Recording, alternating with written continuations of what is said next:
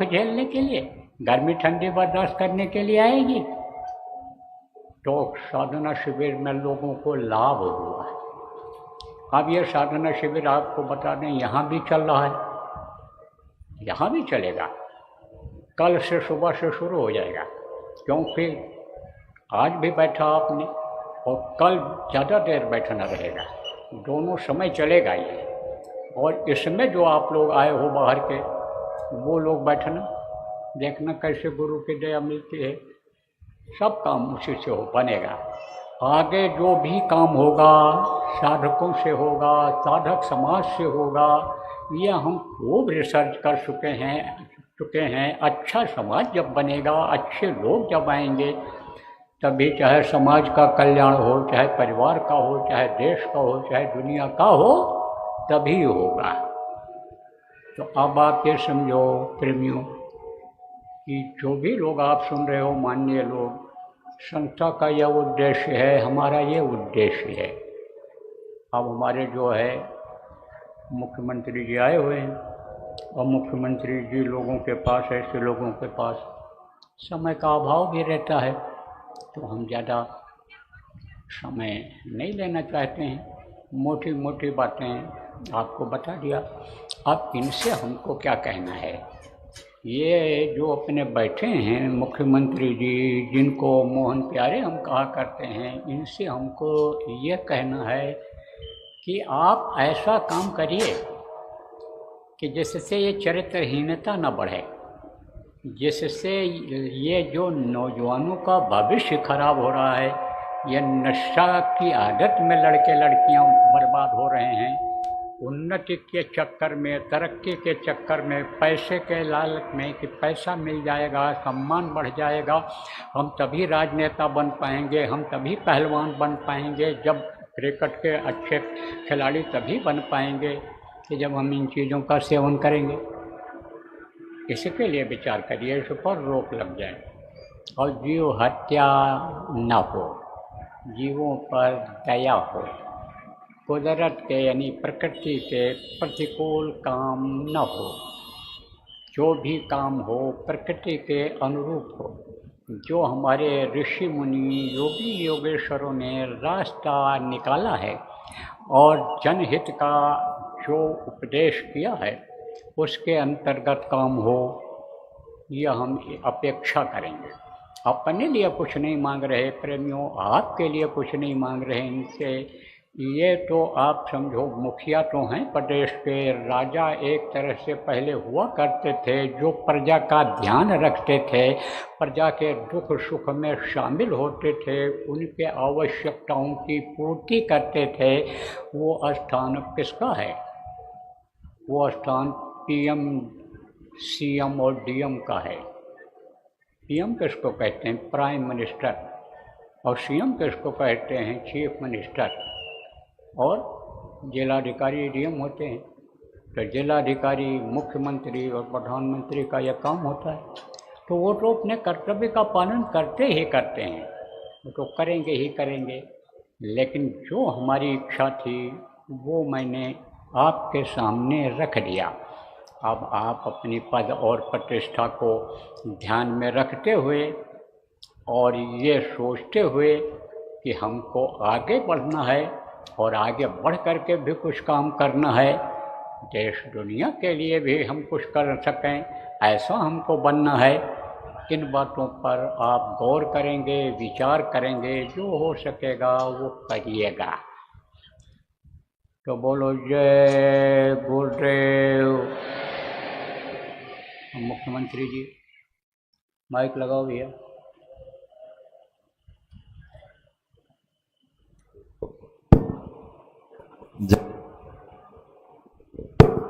जय गुरुदेव। परम पूज्य गुरु महाराज, आपके चरणों में प्रणाम। हमारे लिए खास करके जय गुरुदेव नाम परमात्मा, ये अमृत वाक्य है। और इस स्थान पर जब से महाराज जी आए, मैं हर कार्यक्रम में हर साल कोशिश करता हूँ जब आप रहे तब आपका आशीर्वाद मिले। हमारे यहाँ संतों की परंपरा है, ऋषि मुनियों का आशीर्वाद मिल जाए जीवन धन्य हो जाता है। खास करके अब मुनियों के संतों के आशीर्वाद से चलता है, देश की पहचान है। अतीत के काल से देवी देवताओं को तो हमने नहीं देखा, लेकिन संतों को, ऋषि मुनियों को देखा।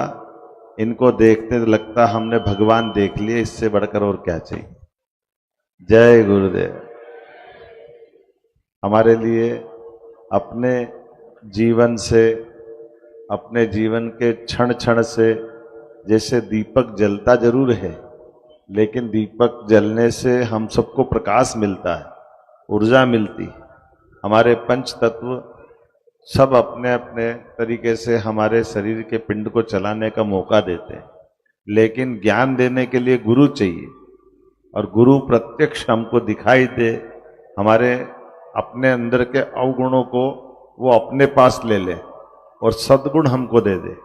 अब कितना अच्छा लगता है आज के इस दौर में जब वो शाकाहार की बात करते हैं, जीव मात्र प्राणी मार्ग पर हमारे लिए दया की बात करते हैं।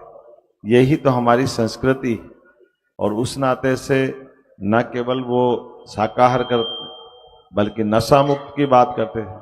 नशे से ही नाश होता है, और हम सब जानते हैं कि परिवार के परिवार तबाह हो जाते हैं। ये मेहनतकश लोगों के लिए, खास करके देशभक्त नागरिक बनाना, चरित्रवान लोगों का निर्माण करना, आपका अपना जो संकल्प है उसमें कोई आडंबर नहीं, कोई दिखावा नहीं। एक स्वयं सेविक भाव से परमात्मा ने हम सबको जिस जगह जहां महत्व दिया, अपना घर बार छोड़ करके, तभी तो लोग भगवान के मिलने की तरह दूर दूर से दौड़ कर आ जाते हैं हर साल इतनी बड़ी संख्या में।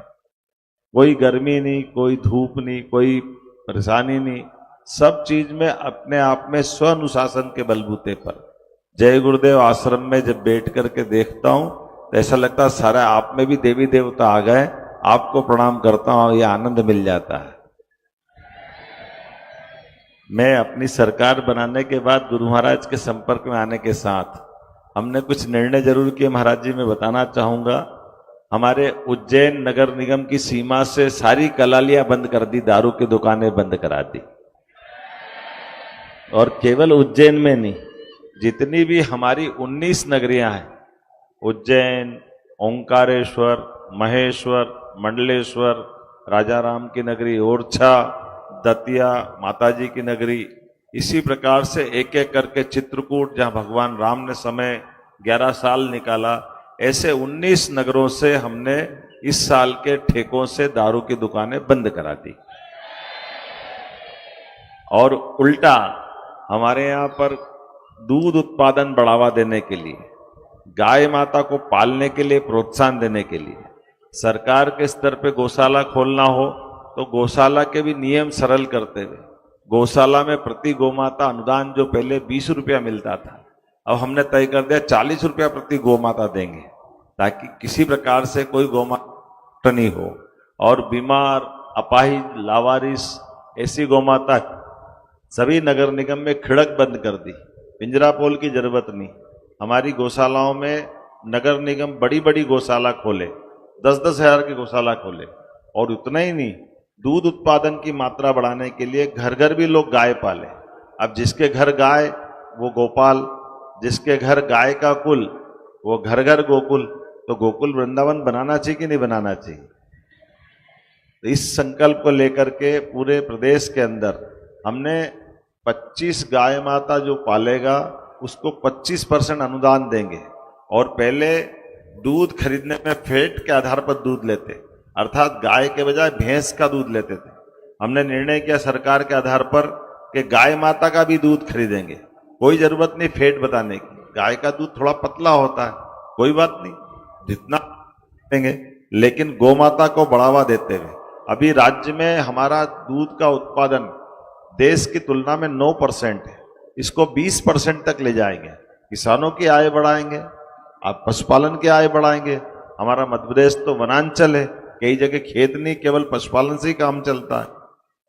देने के लिए और ऐसे स्थानों पर खास करके जैसे गुरु महाराज का स्थान है, ये आश्रम है उज्जैन में, सिंहस्थ में, ऐसे पूरा स्थायी क्षेत्र बना रहे हैं ताकि जगह जगह इस प्रकार के कार्यक्रम चलते रहे और ये आनंद ऐसे गुरुओं का हमको आशीर्वाद मिलता रहे।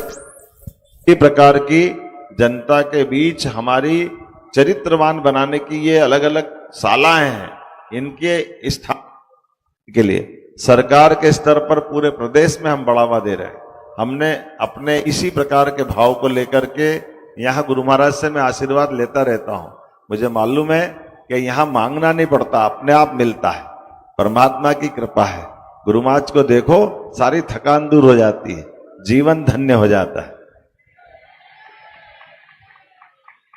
तो मैं आज के इस अवसर पर 2-3 बातें बताकर, ये जो हमारे यहाँ मांस की दुकानें थी, गुरु महाराज सरकार में बैठने के दूसरे दिन से ही सुप्रीम कोर्ट ने निर्णय दिया, फूड डिपार्टमेंट के नियम है, लेकिन लोग खुले में मांस बेचने का धंधा करते थे। हमने कहा कि राज्य में एक नियम है, इस कानून के हिसाब से चलना पड़ेगा, तो खुले में कोई मांस नहीं बेचेगा, इसको हमने प्रतिबंधित कर दिया। किसी को देखना नहीं, भाई तुमको खाना तुम अपनी दुकान में करो, अंदर घर में करो, बाहर क्यों दिखाते हो। तो सरकार ने कानून बनाते हुए अपनी व्यवस्थाओं के आधार पर, ये जो आपने मांसाहार से परहेज करने की जो बात कही है, सरकार अक्षर से पालन कर रही है कि हमारे अपने राज्य के अंदर कोई गौ हत्या करेगा तो उसको उम्र कैद की सजा देने वाले हैं। ऐसे कई मामलों में हमने निर्णय बनाए, लेकिन आज तो भंडारे का और आपका आशीर्वाद लेने आया हूं। मैं सभी आप सब सज्जनों का, देवियों का आपको प्रणाम करता हूं। आपके शरीर में विद्यमान आत्मा को प्रणाम करता हूं।